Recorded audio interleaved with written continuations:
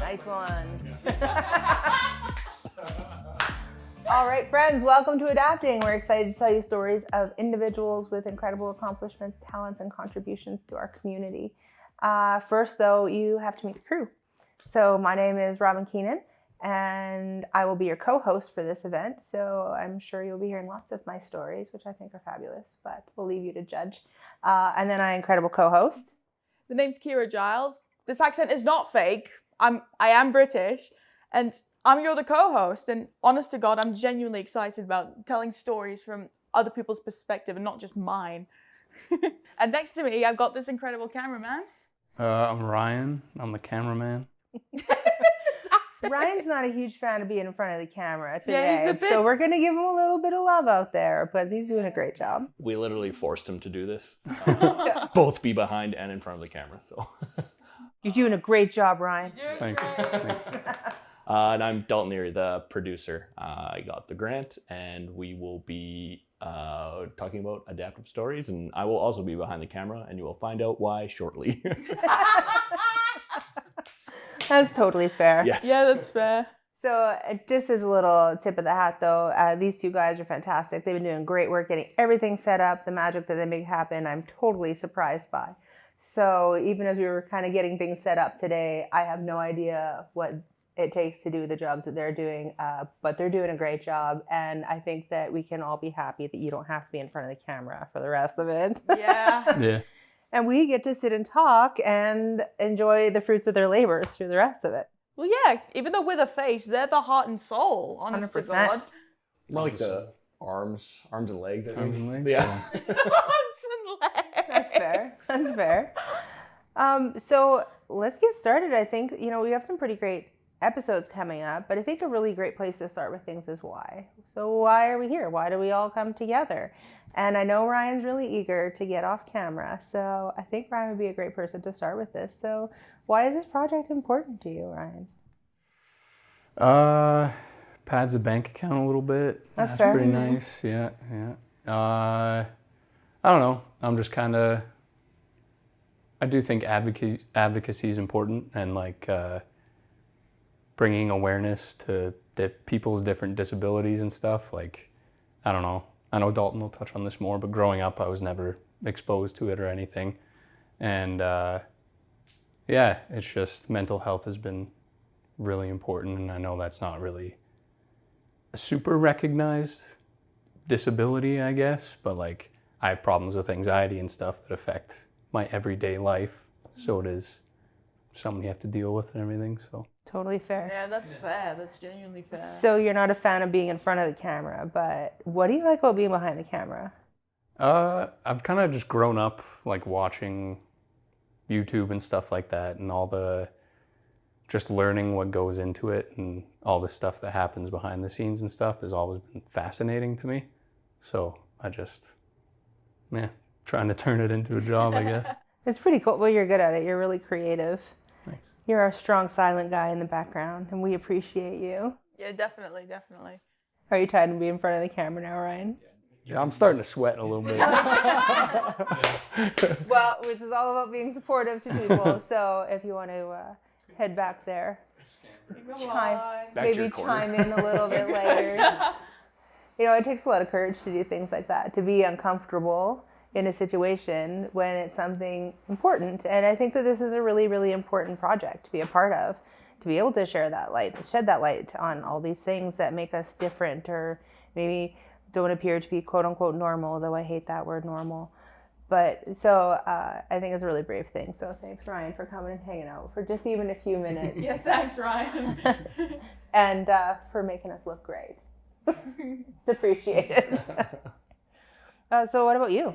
Daltz, what's your why on this? So my why is kind of stems from my work at Ready, being a person who kind of grew up is like a regular, everyday, white Albertan male. I really fit a stereotype. yes, very, very much so. I limped through high school thinking I was gonna make the NHL. Obviously, that didn't work out. Went to the oil field for 5, 6, 7 years, I think. Did that for a little while. Figured that wasn't really what I wanted to do. I was around people I wasn't really enjoying, so I wanted to kind of make some changes. Went to school. Ended up in the not-for-profit sector and kind of found myself here already, and was exposed to a lot of people that I never really had the chance to be around, and heard their stories and listened to what they had to say, and saw their resilience and their power and growth and all that kind of stuff. And I thought, hey, like I have this opportunity, I have the ability, and I have a great team around me to tell these stories to people who need to hear it. People like me, people like how I was. And I want to be able to like spread those stories, and I may not be able to do it myself. That's why I hired everybody else to do it. I'm just like really grateful for the opportunity and thankful that you guys all jumped on. So that's my why. Well, we're super thankful that you're a great grant writer, because this is a huge piece of it. Yeah. So paperwork is not my thing. Yes. Not my thing. Thankfully love paperwork, so. See, that seems weird to me. Yes. You and I love that about you. Your speaking is my writing. Perfection. All right, you want to go next? What's your why? Why do you want to be a part of this? Well, growing up in a British family, I didn't know genuinely that I had something going on in here. So I didn't even know there were a thing until I moved to Canada when I was like 7 years old. My dad was in the military, so we moved around a lot. And it was hard, honestly, going from England to Germany, England, Canada, Northern Ireland, and Canada. In that order. And it's like my bucket list of traveling right there. You're just like going to new places just every few years when your dad gets transferred somewhere. I still have this joke to this day. If my dad still remained in the military, we'd end up in India. And just thinking about that makes me feel like I'm glad he retired because I don't have to move, but what if? And realizing that I was struggling in school, I got tested like from a child psychologist at like 14 years old, and they said she's functioning fine, there's no need to worry. So up until then, I thought I was redacted word that I will not say.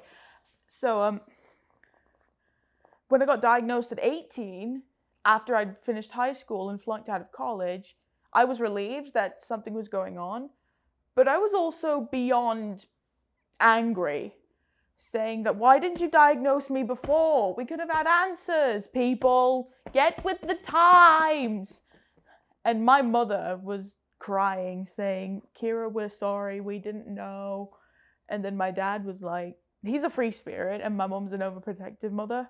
Well, not overprotective towards insanity. She's quite lovely. Yes, she's lovely. You met her. Yeah, I have. And I've met your dad. He is a free spirit. My dad mainly just says, why are you sorry? So she's got something wrong with her brain. That doesn't change her function. She doesn't grow a tail overnight. She doesn't grow wings overnight. She's just still our daughter with her brain's just wired differently. So what was the diagnosis they ended up coming up with? Autism, ADHD, and mild anxiety. The anxiety mainly comes towards authority figures like bosses, teachers, formerly my parents when I was like this size. Oh, I still get anxious when it's like head to the principal's office or head to the boss's office. I'm like freeze. I was like, oh boy, here we go. I need to bring deodorant. just that kind of thing. And with the ADHD and autism, they're like one and the same. They're like this. Tied together. It's basically just I could talk and I could just be distracted by a simple little thing.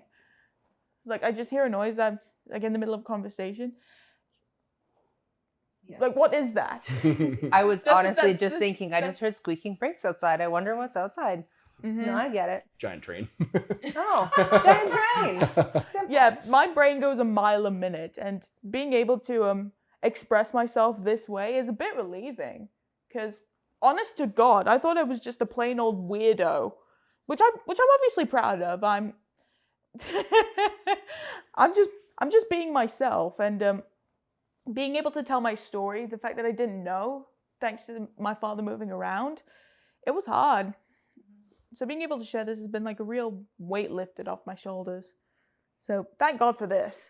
I think you can help a lot of people. Yeah. Right? That's my main point. I've always wanted to help people. And helping people this way is like the greatest way to do it for me, honestly. Yeah, get your acting resume ready to go. Yes. I could show up in a Hamlet costume one day. Seems like we're all padding our resumes at this point. True.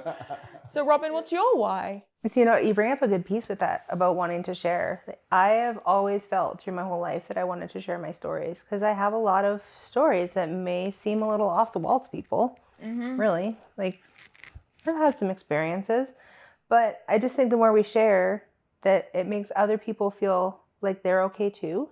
So I'm really excited to be able to share some of these things that I've gone through that might help other people to feel a little less alone on their journeys. So like a couple of years ago, I was diagnosed with cancer and it was very quickly stage 4. What? And people frequently say to me, oh, like, hey, I don't think you have hair. Why aren't you bald? Medicine is fantastic. I'm glad I'm not bald. Yay me, right? To be honest, that knocked me off my feet when you told me that. I was like, I had no inkling. It's, you know what? And I'm really fortunate that way. I really am fortunate that way. And for now, this is where I am. And I think that's fantastic. But then I hear people that say, oh, there's no way you're stage 4. Oh, there's no way that it's that bad. There's no way it's this, it's always that. And I'm thinking, this isn't really something I want to exaggerate in my life. If I could make this a lot less in an instant, that would be fantastic. Or they feel that people feel like they have opinions on things like reconstruction. Like, oh, well, why don't you get breast reconstruction? Oh, is this a badge of honor you wear around? And I think, you know what? I am so much more comfortable in my body as it is now from this horrible situation than I've been in my entire life. Like when I was my fittest, when I was my thinnest, when I was my strongest, I'm so much more accepting of who I am at this point in my life. And I think of even one piece of this story that I can share, like it's a big shift, switching from being the advocate, being the employee, being the support staff, what have you, to being on the other side where now the advocacy is for me.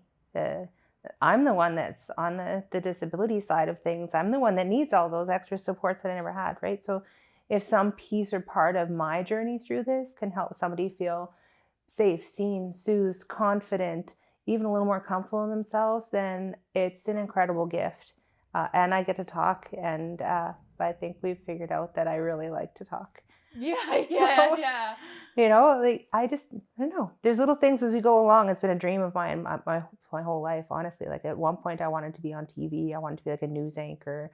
Then when YouTube and all this stuff came popular, I was like, oh yeah, like I could totally do this. But I was at an age where that wasn't maybe a good choice for me at that time, a good stage in my life. And then Dalton comes up with this idea, and he literally knocked on my office door and went, hey buddy, what do you think of this? Yeah, we're doing that. That absolutely sounds great. Let's absolutely do all of that. Yeah, you came knocking on my door saying, who do we think has a great voice for the people? And you pointed at me. And when I first read that text, I was on the floor. Like, what the heck? I never thought I would be able to do a podcast in my life. I could listen to her talk forever. Yeah. Well, it's such a cool opportunity, like, because the first time, you and I had a major interaction, I suppose, was like training at work. Yeah. And you have that whole spiel of, it's like an hour and however, it's super long, but like very... It is super long. I don't... yeah. But like super, super impactful. And like, that was the first thing I thought of. I was like, this woman has so many interesting stories and she's connected to so many different people around Medicine Hat. And it's like, how do I just get her to tell her stuff? And like, thankfully now she said yes, and here we are. And then we got Ryan, which was fantastic to step in and help with this piece. Yeah. It's kind of cool how the crew came together. Yeah, I know. It's kind of like the Avengers, but like a little more lame, I suppose. It's like the Avengers without the green muscly man smashing up cars behind us. A little softer. Yeah. I think it's going to be great, though. I mean, there's some pretty cool episodes lined up. Yeah, which one are you most excited for? You mentioned we're meeting this artist named Teal. Yeah. And honest to God, you asked me if I could bring one of my best friends along, and I can't wait for you to meet him. He's I'm a excited. knockout. I can't wait for you to meet my best friend, Toby. She's going to talk to us about advocacy and her daughter, Sophie, and their incredible journey. And we're even talking about adaptive sports. Yeah. That I'm excited for, since the Paralympic Games have always been intriguing to me. I'm like, how do they do that? Yeah, we met our guests for that episode last year, and I was trying to get on the sledge last year for sledge hockey. Oh no, how'd that go? They didn't have any left, so I couldn't do it. So this year I like recruited them for the podcast specifically for the reason that we can all go sledge hockey playing. Oh my God, I just been I am zipping really all excited. around. I am really excited for that one. Yeah. I think that's going to be a lot of fun. I think there's just so many stories to tell. Yeah, definitely. And so many people. Yeah. I think the one of the coolest things about this project too is that getting the chance to share people's stories who don't get heard a lot of the time. Like being able to share the piece that often sits in the background. Unfortunately, disability services, advocacy, all these things are still kind of seen as like a negative, like it's a disability, so it's, oh, no, you're less than, or there's not that it's a positive, that the positive sides of these things don't always come out. So I'm excited to share some of those moments and have those people be able to tell their stories, like Sledge, working with Paralympians, being coached. How cool is that? You know? Yeah, I think that one's going to be a lot of fun, and I think you're right about disability services too. It's tough to relate to it if you've never been exposed to it. It's one of those things that you can't just like imagine how it would feel if you were part of that community. You definitely have to be exposed to it in order to get the full brunt of the force of what it actually is. Yeah, because it's always seen as a deficit, right? Mm-hmm. And I think the coolest thing, though, the craziest, not the coolest, cool's not the right word, the craziest, I am very tongue-tied, and it's not going to change. I will do my best. But the craziest thing about it is that, you know, we mentioned about if you're not exposed to it, but I think if we really look at our community, especially Medicine Hat as a community, our community is very diverse. Our community has incredible volunteers. There's a lot of people that, as I said, though, that they're out there, but sometimes just get overlooked. Like, oh, that's just Bob, or oh, that's just, you know, You're just Chris. like, simple people get overlooked even though you don't know what's going on. It's like my mom says, open the book to find the story. Don't just leave it on the shelf. Yeah, so that's what we're going to do. Mm-hmm. We're going to open them books and see what comes of it. I think that's going to be really good. When I think about doing these podcasts and I think about kind of the journey that it all comes to, you know, I really think about the journeys through my life. Like you were talking about your dad in the army, right? Moving around. Was that really hard to I would think that'd be really hard. Well, I shouldn't say I would think. I know that that's really hard to get into different things, especially if you don't know that you're on the spectrum, right? And that maybe a little extra support is needed. Yeah, but the fact that it was with the military, it's like you're always with the same language. Though I did get to learn a bit of German when I was in Germany. I can't say words right now because they're kind of off-putting because, to be fair, my dad writes down all the words all the languages that we've learned. And German being one of them is insane. So given the fact that we were moving around a lot, we didn't have time to figure out what was going on. It's just like, where we posted next. Too much, too soon, as I would say.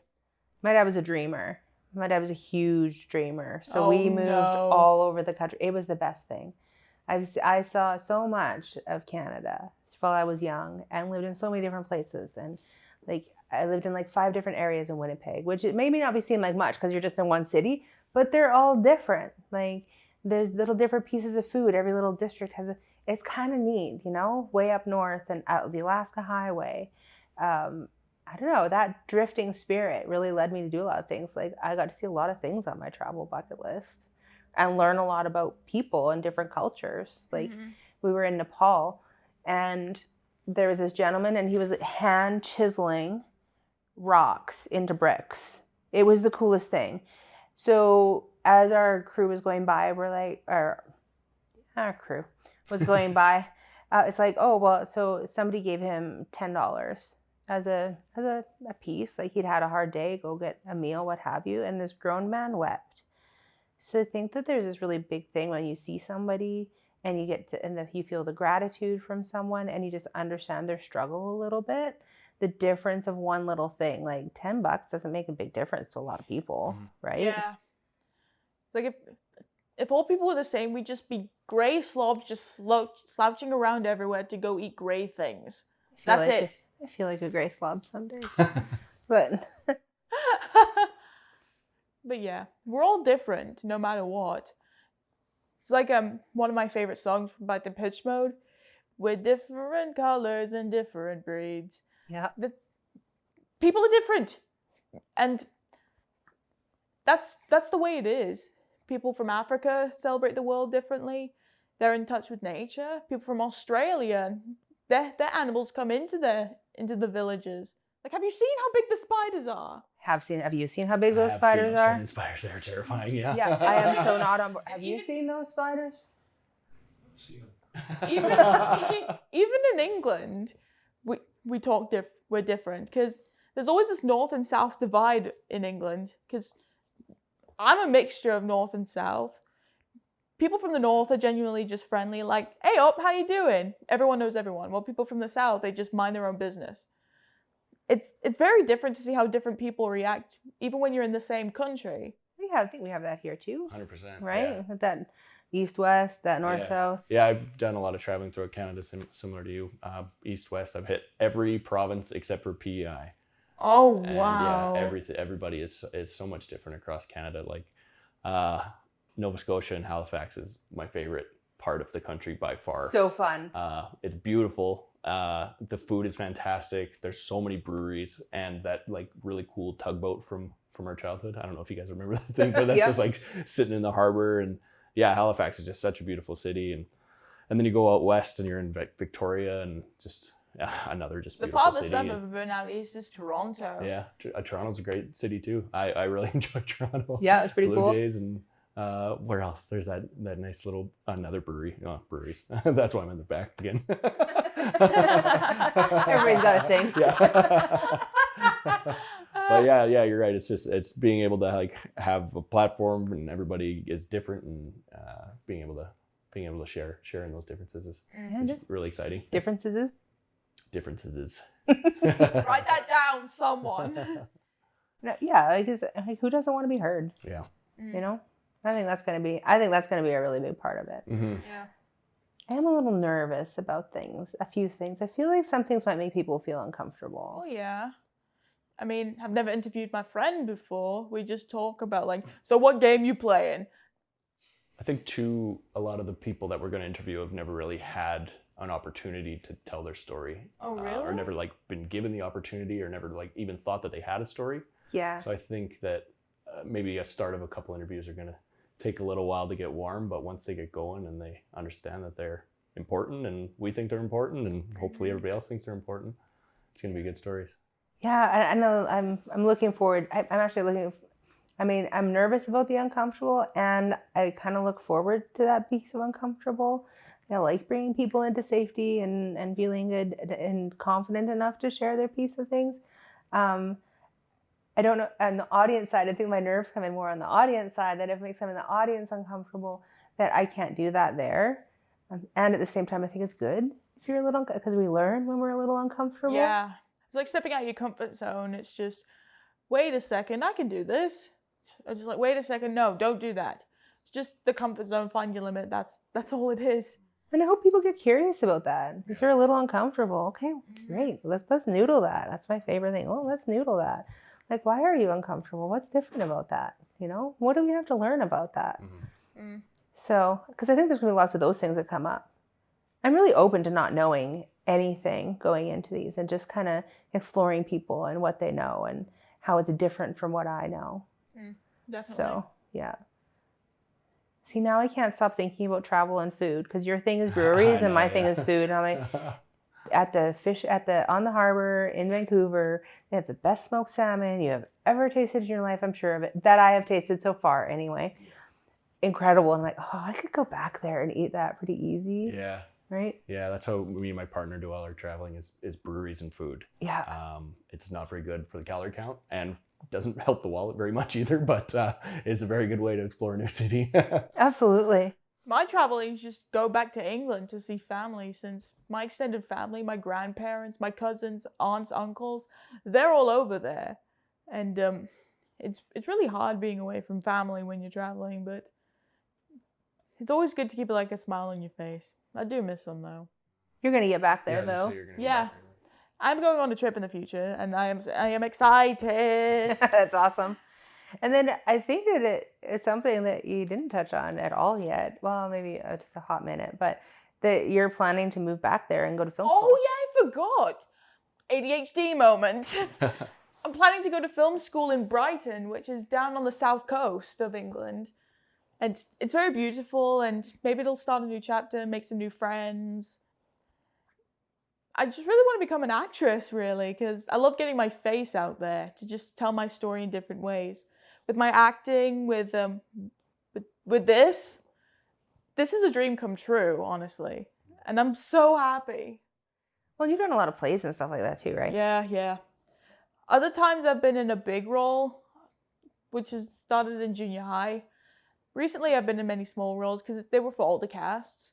But it's fun being in plays regardless, because you get to see the set pieces. The last set we had had a naked statue that was turned away from the audience. And there had to be a hook representing something. Oh my goodness. And we just could not stop laughing when that came in. Yeah, I totally missed that one. Yeah. I'm a little jealous that you're going to go to Brighton, because that's where my family's from too. My granddad, really? yeah, my granddad was from Brighton. I still have a lot of family out there, so wow. you're going to have to send me pictures. And I will. Connect with them. Yeah. Just run into a random Keenan. Yeah. That's kind of cool. Yep. So, what else we got? I feel like there's so much I want to say, but I don't want to spoil Yeah. some of the stuff that we're going to talk about later. Yeah, it's like, remember Avengers Endgame? People did not want you to spoil that, so I'm not spoiling this either. You know what the funny thing? I can never spoil a movie because I can never remember them when I'm done. I watch it and I'm done. I just go there for fun. It's all Yeah. good. I don't know why I'm saying I think today. I'm feeling very pensive today. Like I have a lot of thoughts through my head that seem to be rolling through. But I'm trying to imagine like some of the people that we're going to be talking to and how our journeys might connect to. Like you and I, our journey connects to, that we've been all over the place because of our fathers or what have you, right? You and I connect, aside from work and lots of things, but like you travel for breweries and food, and it's kind of sort of on my list, right? Yeah.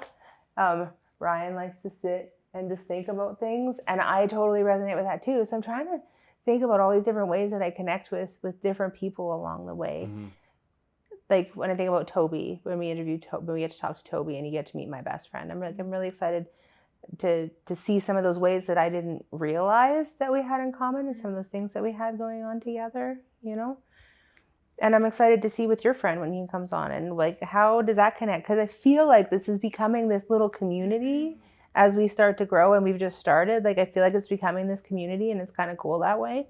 Yeah, the sledge hockey thing I'm really interested in too as well. Like growing up playing hockey and like just seeing a different version of it. I think I'm really excited to hear about and how like competitive it is and how I'm actually cooperative it is. I'm actually excited to see some of it live, because I don't know how they do it.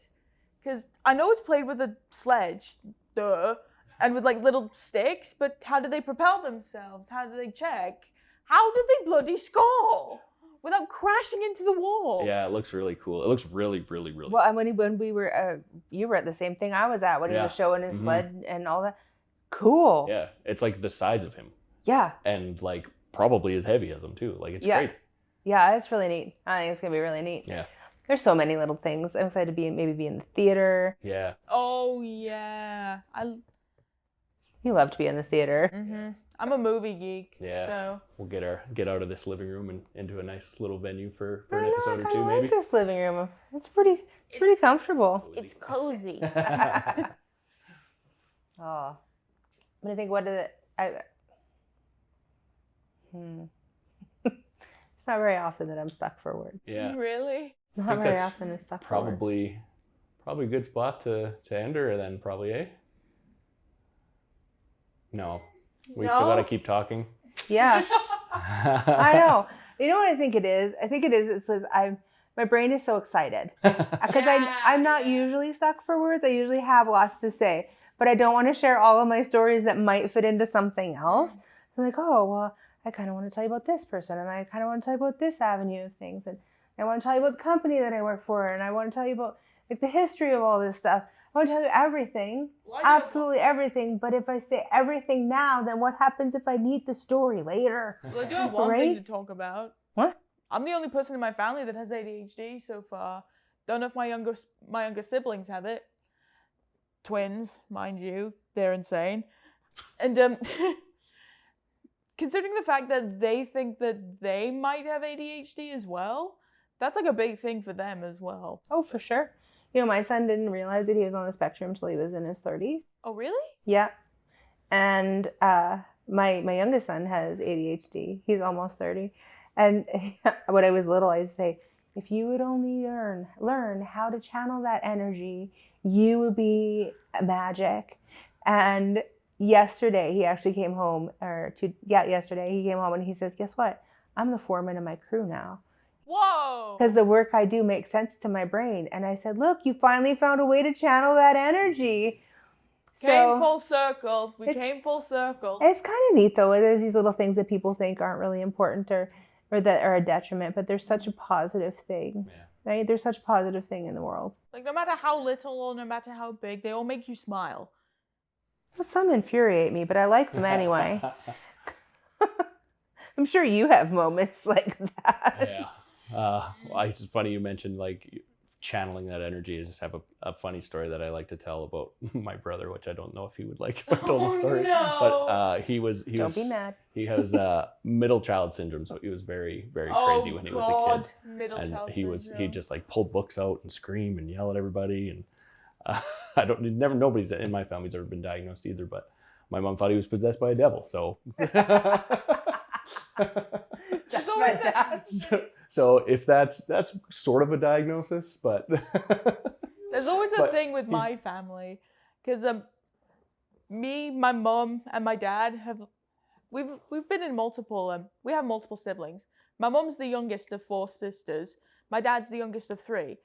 There's always a theme going around those 3 families. The eldest is always the bold one, the brave one. So me, my Aunt Louise, and my older Auntie Teresa. The youngest is always the responsible one. So my sister, my mom, and my dad. And then there's the middle child that's always known as the F up.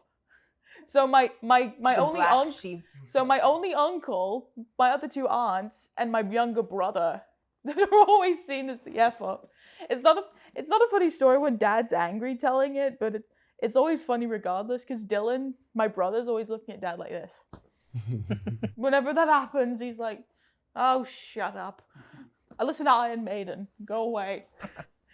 So yeah, it's a pretty chaotic life when your family's a little bit insane themselves. Yeah.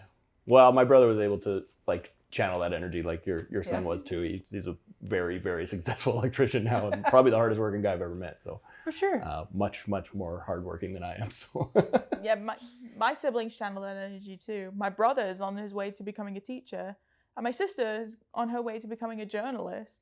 That's pretty cool. Both of my parents are doing what they love as well. My mother works with the MFRC down in Ralston, the military village, and my dad flies. I don't know what he does since he recently got a new job, but he's doing something that he cares about, and he also works for Kinsman. That's cool. Which I know you're a part of, right? Yeah, that's how I met your dad. I haven't been able to get back in a couple of months since I started doing this. I've been taking up too much time, but I got to meet your dad and play some hockey with him out in the beautiful city of Yorkton, Saskatchewan. If you've ever been there. But yeah, Kinsman's really awesome. I can't wait to get back, thankfully. Me and Ryan traded shifts at the bar the other day so that I could go to a meeting again. It's been a really long time, but it's a really cool organization to be a part of, and there's so many impressive human beings at that place. Like it's a lot of people that I look up to and hope to aspire to be as good as them someday. So it's pretty cool. That's awesome. I did recently help out the Kinsmen at Stampede with their draw, and it was very, very interesting because we were right by the stage. And just the hypnotist, we just could not stop laughing. We were like, no, focus, we got to sell tickets. I love that bunch. It's insane. Yeah, they're a good guys, crew. Yeah, they help out a lot too. The hockey tournament was awesome. It was all, I think 10 different Kinsman groups all across Saskatchewan got together. And then us from Medicine Hat. But That's pretty cool. Yeah, it was a lot of fun.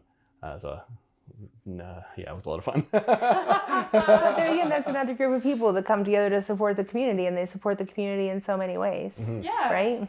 So they provide space for people that's accessible. They make sure that swimming is accessible in town and ice times are accessible in town so that everybody can participate, even if they can't afford to, that everybody has the opportunity to be active, right? Yeah. Like everyone calls it the King Coulee, Yep. but it's the Yeah. Kin Coulee, like the entire coulee is Yeah. a park, amphitheater, parks, baseball diamond, ski hill, like all kinds of stuff. It's all purchased by the Kinsmen here. Yeah. Same thing with the aquatic park in Big Marble Go, the Kinsman Aquatic Center. Hence, Yeah. that's all Kinsman. Yeah, they've helped greatly. Mm-hmm. Absolutely. They sponsor a lot of different things like that. So, I think when we find those things too, like in our community, when we find those things, it's just like finding the people to share their stories. We have all these great organizations that are getting groups of people together to create spaces for people to have experiences to be able to tell those tales too. Yeah. It's kind of neat. I think we're really fortunate. A lot of people say, "Oh, I don't like this town. I don't want to be in that." But for me anyway, as I get more and more entrenched in it, and I've been here for 20 years, as I get more and more involved in the community and see different spaces and experience different populations, I just fall in love more and more with where we live. Like, there's some really great people here. Yeah, genuinely. I am gonna miss this place. That's fair. There's actually another one of these TELUS Storyhive podcasts that someone from Medicine Hat is doing about kind of that very thing about people who have the way he explained it to me, and I may be saying it wrong, so sorry. People leaving Medicine Hat and then having that draw to come back, and then people who have just stayed here their whole lives. It's I think it's an interesting phenomenon because it's not the first time that I've heard that, and it's just like you said, a very interesting place. Yeah. Because lots of people trash talk it. Yep, for sure. But for some reason, they stick around. So I'm interested to see his. Yeah, absolutely. For sure. It's kind of cool that TELUS puts out these grants that people can do this and find this platform to share their voice, unless they want to stay behind the camera. Don't get me wrong. He's in his happy place. So I really like Ryan, but I have to give him a little bit of a hard time. I think it's only fair. Why should you guys get all the fun? I mean, to be fair, they do set everything up so we could talk. So This is true. it's like we talk, they set up. It's a nope. And then we listen to you talk, and then we cut it out, and then we listen to you talk again, and then we cut it, and then we listen to you talk again, and then we cut it. I can't believe you guys aren't sick of hearing our voices yet. I would be. Don't say it if it's true. Well, either way, I think it's going to be a really great journey as we go through this adapting piece and talk about all of our own journeys along the way too. Like, I'm excited to learn more about how you grew up and what that was like. I never had any experience being in a military family, so I'm excited to hear what that was like moving around and then finally getting a diagnosis and the difference. Like, I can only imagine the difference that it would make in your life. Yeah. I know the difference that it made for me in my life, so I can only imagine the difference that made. So I'm really excited to learn more about that piece of things. I will say this, and though, who you are. It was relieving, but also very pissed off. So For sure. But I think that you can have some cool stories around that to tell. I would be super mad too. I was super mad when I got mine, actually. I was really angry because I also have major anxiety and I have some struggles with depression, which is super weird because I'm a really happy human as a general rule, a really happy human. And then one day I just can't get out of bed and I need to stay there. And we call them duvet days.